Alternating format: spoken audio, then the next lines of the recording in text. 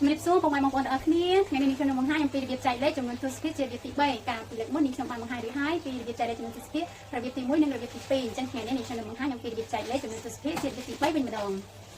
តោះឥឡូវមកមើលទាំងអស់គ្នារបៀបចែកលេខចំនួនទស្សភាគអញ្ចឹងរបៀបទី3នេះគឺមើលទៅលើតួចែកតើតួចែកហ្នឹងមានកាត់ក្បៀសអត់បើតួចែកមានកាត់ក្បៀសអញ្ចឹងត្រូវធ្វើបែបនេះចាតើតួចែកហ្នឹងនៅក្រៅក្បៀសមានប៉ុន្មានខ្ទង់ហើយតំណាងចែកហ្នឹងមានកាត់ក្បៀសអត់តំណាងចែកគឺគេអត់គិតទេគេគិតទៅលើតួចែកបើសិនជាតួចែកមានក្បៀសតើក្រោយក្បៀសហ្នឹងប៉ុន្មានខ្ទង់អញ្ចឹងក្រោយក្បៀសមួយខ្ទង់មានន័យថាវាជាចំនួនទស្សភាគភាគ10អញ្ចឹងបើជាចំនួនទស្សភាគភាគ10ត្រូវគុណនឹង10វិញដើម្បីឲ្យបាត់ក្បៀសហ្នឹងតែម្ដង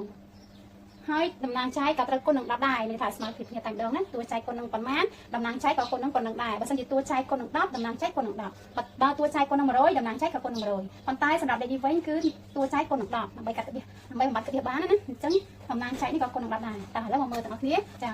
0.2 គុណនឹង10ដើម្បីកាត់ក្បៀសបានបំបត្តិក្បៀសបានណាតាអញ្ចឹង0នេះមិនចាំបាច់គុណក៏បានទេគុណតែ1ទៅបានហើយ1 2ដង2 1 0ដង0បន្តមក0 1ហ្នឹងបន្ថែមនៅចម្លើយមកបើសិនជា0 1យើងទុកមួយហ្នឹងអញ្ចឹងថែមនៅកន្លែងចម្លើយមកមួយដូចគ្នាបន្ទាប់មកមើលថាខាងណាដែលមានក្បៀសអញ្ចឹងខាងជួរលើមានក្បៀសជួរនេះមានក្បៀសអញ្ចឹងរាប់ពីជួរលើមកមានក្រៅក្បៀសប្រហែលតួអញ្ចឹងក្រៅក្បៀសមួយតួយើងកាត់មួយតួដែរណាអញ្ចឹងចម្លើយរបស់វាគឺ 0.2.0 អញ្ចឹង 0.2.0 គឺស្មើនឹងចម្លើយ2អញ្ចឹងគឺបាត់ក្បៀសតែម្ដងចាអញ្ចឹងស្មើនឹងចម្លើយ2ណាអញ្ចឹងបាត់ក្បៀសជាចម្លើយរបស់វានៅសល់តែ2ទេចំណែក25នេះតំណាងចែកក៏គុណនឹង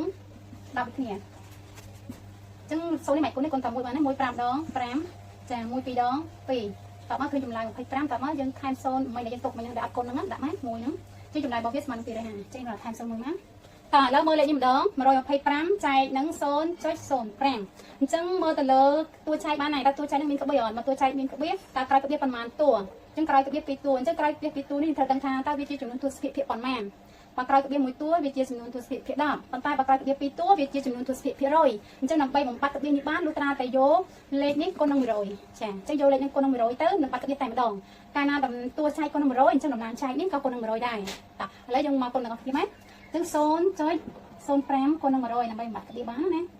តែសារវាជាចំនួនទស្សភាគភាគ100អញ្ចឹងត្រូវគុណនឹង100វិញមកដើម្បីបំបត្តិក្បៀសតែលេខ0នេះមិនគុណនេះគុណតែ1មកបានទេ1 5ដង5 1 0ដង0 1 0ដង0បន្ទាប់មកចម្លើយរបស់វាឃើញប៉ុណ្ណឹងប៉ុន្តែពីមុននេះយើងទុក02អញ្ចឹងต้องតម្លាក់02ហ្នឹងមកវិញណាតែយ៉ាងបានគុណពីមុនបងណាអញ្ចឹងយើងទាំងអស់នេះតម្លាក់មកវិញមកបន្ទាប់មករកក្បៀសខាងលើនេះក្រោយក្បៀសពីតួខាងក្រោយមានក្បៀសអត់ទេតែខាងណាដែលមានក្បៀសអញ្ចឹងខាងនេះមានក្បៀស1 2អញ្ចឹងរកគ្នាមក1 2ហើយកាត់ដូចគ្នាអញ្ចឹងចម្លើយរបស់វាស្មើនឹង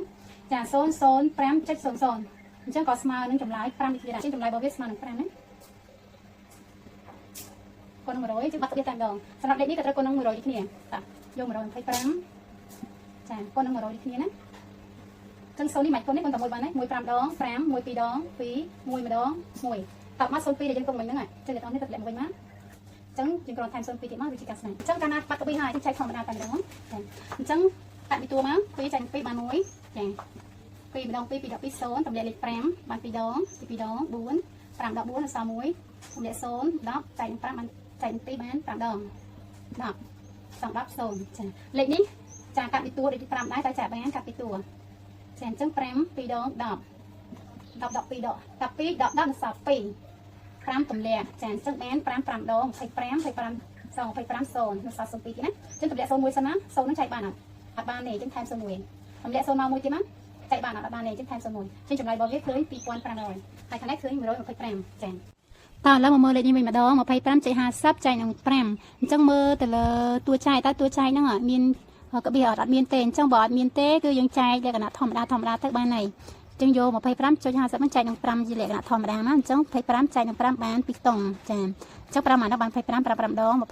25 25គឺ0តែម្ដងតមកតម្លាក់លេខ5ចាកាលណាតម្លាក់លេខ5ឆ្លងក្បៀសអញ្ចឹងកាលណាតែឆ្លងក្បៀសបែបនេះអញ្ចឹងចម្លើយត្រូវតែកាត់ក្បៀសមួយដែរចាអញ្ចឹងបន្តមកតម្លាក់លេខ5មកចាភាសាឆ្លងក្បៀសហ្នឹងហើយអញ្ចឹងបន្តមកគឺយក5ចែកនឹង5បាន1ដងចា5ម្ដង5 5 5 0ចាវាហើយតម្លាក់លេខ0ចែកបានទេអញ្ចឹងថែម0កន្លែងចម្លើយមួយជាការស្រេចណាចាអញ្ចឹងចម្លើយរបស់វាឃើញ5.10សម្រាប់លេខខាងនេះវិញគឺ25.50ចែកនឹង2.5អញ្ចឹងមើលទៅលើតួចែកតើតួចែកមានក្រោយក្បៀសប៉ុន្មានតួមានតែក្រោយក្បៀសមួយតួទេអញ្ចឹងត្រូវដឹងថាក្រោយក្បៀសមួយតួហ្នឹងវាគឺជាចំនួនទស្សភាគភាគ10អញ្ចឹងដើម្បីបំបត្តិក្បៀសបានលុះត្រាតែគុណនឹង10តែបើតួចែកគុណនឹង10អញ្ចឹងតំណាងចែកក៏គុណនឹង10ដែរអញ្ចឹងឥឡូវយកតួចែកគុណនឹង10តែម្ដងទៅដើម្បីបំបត្តិក្បៀសណា ចឹងមិនកូនលេខ0ទេកូនតែមួយបានហើយមួយ5ដង5មួយ2ដង2អញ្ចឹងចាំតម្លាក់លេខ0តាមក្រោយណាហើយបន្ទាប់មកយើងគិតទៅលើក្បៀនអញ្ចឹងក្រោយក្បៀនបានតួមួយតួអញ្ចឹងតែក្បៀនមួយតួដូចគ្នាមកជាការស្នាញ់ហើយចម្លើយរបស់វាឃើញ25អញ្ចឹងបាត់ក្បៀនតែម្ដងណាចាអញ្ចឹងឃើញ25ចំណែកតំណាងចែកវិញគឺត្រូវគុណនឹង10ដូចគ្នាចាអញ្ចឹងយើងគុណតែលេខ1ទៅបានហើយមិនគុណ0 0នៅកតុយមិនគុណទេចាគុណ1 5ដង5 1 5ដង5 1 2ដង2បន្ទាប់មក0ចុងកតុយ2ហ្នឹងតម្លាក់វាមកទាំងពីរហ្នឹងតែម្ដងហើយបន្ទាប់មកយើងកាត់ក្បៀនមកខាងលើមាន2តួអញ្ចឹងកាត់ក្បៀន2តួដូចគ្នាមកចុចចម្លើយរបស់វាឃើញតែ255ទេអញ្ចឹងអត់មានក្បៀនទៀតទេចាអញ្ចឹងមានន័យថា255ចែកនឹង25តែម្ដងអញ្ចឹងលេខចែកនេះទុកឲ្យអ្នកមើលវីដេអូរបស់ខ្ញុំចែកលេខនេះឃើញចម្លើយប្រហែលដែរអញ្ចឹងមកឃើញចម្លើយប្រហែលជួយខមមិនប្រាប់អ្នកមួយផង